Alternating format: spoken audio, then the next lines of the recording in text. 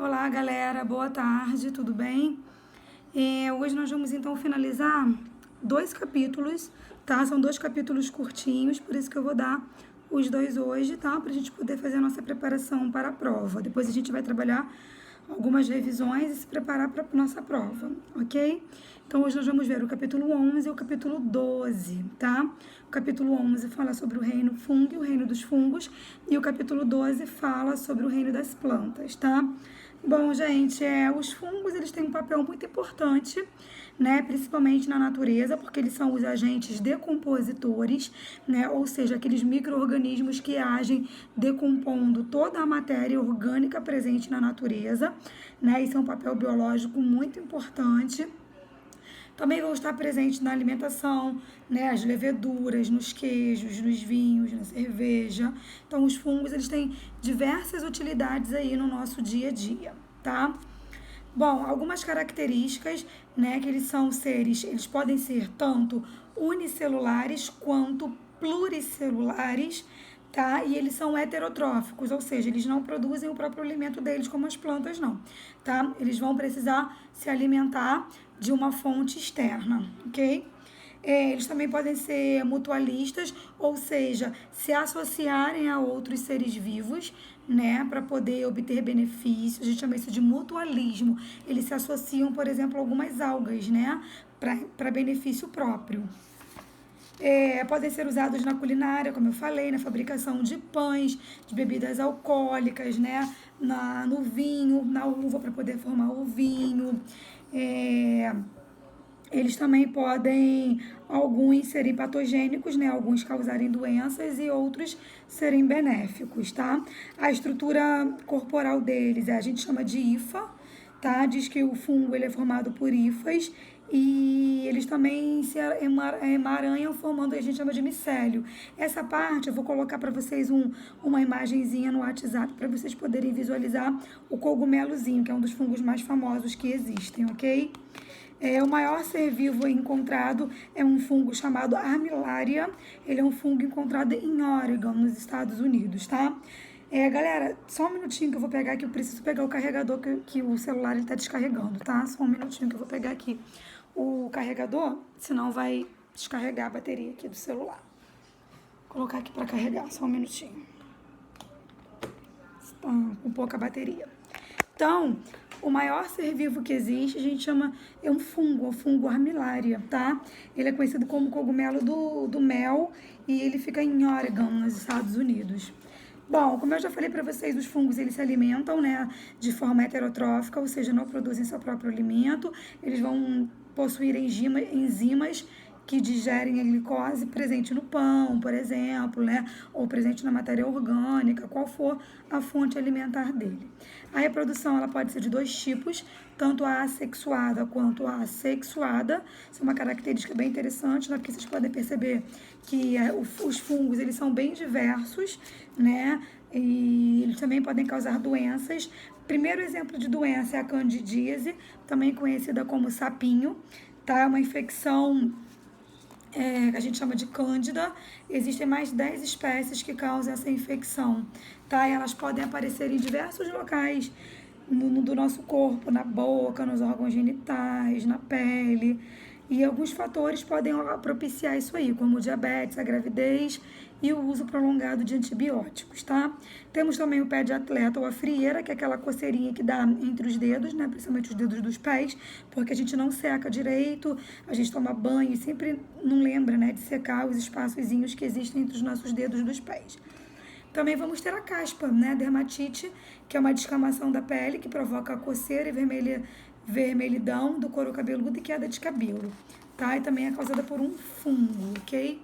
Então, galera, vocês podem perceber que os fungos, eles são bem simples, né? São micro-organismos muito simples que existem, mas que possuem um papel biológico muito importante na nossa vida, né? Que eles trabalham na natureza, reciclando a matéria orgânica, e sem os fungos, a natureza seria muito diferente do que ela é hoje. Então, eles são muito importantes aí para os seres vivos e para a natureza, tá? Então, desse capítulo, pessoal, vai ficar para casa a página 154 e a página 155, tá?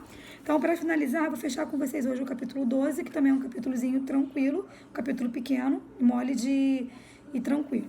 Então, vamos lá. Reino Plant, né, o reino que abriga todas as biodiversidades vegetais, tá?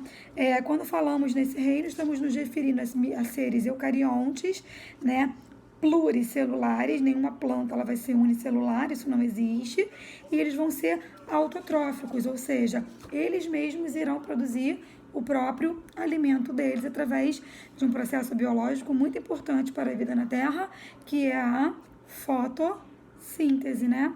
Sem a fotossíntese não existiria vida no planeta Terra. Então, olha como nós somos extremamente dependentes dos vegetais, né? Porque eles mandam o oxigênio que nós precisamos para viver. Bom, gente, então, nós temos duas divisões do reino plant, tá? A gente chama de criptógamas e fanerógamas. Criptógamas, a gente vai ter as briófitas e as pteridófitas, e fanerógamas, vamos ter as gimnospermas e as angiospermas, ok? Criptógamas são plantas que possuem estruturas, né, reprodutoras de gametas. E as fanerógamas são plantas que possuem estruturas produtoras de gameta visível. Os gametas são invisíveis em criptógamas e visíveis em fanerógamas, tá? Então, o primeiro grupo, galera, é o grupo das briófitas, que é um grupo de vegetal muito simples, é um grupo de vegetal que evoluiu a partir das algas, tá? Então, quem são as briófitas? São os musgos, né? Os musgos, geralmente, eles precisam de água, eles gostam de locais úmidos, lugares com sombra, sem sol. Geralmente, quando chove, o quintal ele fica úmido, ele fica com aquele tapete vermelho. Popularmente, a gente chama de lodo, né? E eles não são plantas com raízes, nem caules e nem folhas. Eles vão ter estruturas muito mais simples, semelhantes, que a gente chama de filóide, cauloide e rizoide, tá? Filóide é uma lâmina que parece uma folha, cauloide é um eixo principal que parece um caule e rizoide é uma estrutura semelhante a uma raiz. Bom, as pteridófitas, que é o segundo grupo, já são um grupo mais avançado, são plantas que possuem um crescimento mais avançado, né? Plantas que conseguem atingir um comprimento maior. Exemplo, samambaias, xaxins, hepáticas, são plantas que não vão ter tanta dependência da água, como as briófitas têm. Então, são plantas que já conseguiram conquistar um pouco mais os ambientes terrestres, né? Que já não tem tanta dependência da água assim, tá? Temos as samambaias. Quase todo mundo tem, né? Nossas mães, nossas avós têm uma samambaia em casa, né? E elas já vão ter folha, caule e raiz verdadeiros, porque são plantas mais evoluídas. Depois nós vamos ter as gimnospermas, tá? Que são plantas que vão possuir semente, que até então os outros dois grupos anteriores, eles não tinham semente, né? E as gimnospermas vão ter. Como exemplo disso, a gente vai ter os pinheiros, são aquelas árvores símbolo do Natal, são aquelas árvores que deram origem às árvores de Natal, né? São árvores de clima temperado, são árvores que gostam de ambientes frios, né? Também vamos ter como exemplo de gimnospermas sequoias, são árvores americanas que têm um tronco muito grande, você precisa de 50 pessoas de mãos dadas para conseguir abraçar o tronco de uma sequoia, por exemplo. Então, a principal característica é que elas vão ter semente. E o último grupo, gente, é o grupo das angiospermas. É o grupo vegetal mais evoluído. Eu vou colocar uma tabelinha disso para vocês também. Vou disponibilizar uma tabelinha para vocês depois do vídeo, tá? Dos fungos e das plantas. As angiospermas são o grupo mais bem sucedido, conquistaram todo o ambiente terrestre, clima frio, clima seco. Qual é a principal característica desse grupo? Presença de flores e presença de frutos. Isso nunca foi visto em grupo nenhum anterior. Então, são uma evolução dos grupos anteriores, tá? Então, nós vamos ter a presença de frutos, que podem ser secos, que podem ser carnosos. Vamos ter a presença de flores, né? Para você ter um fruto, você precisa ter uma flor, tá?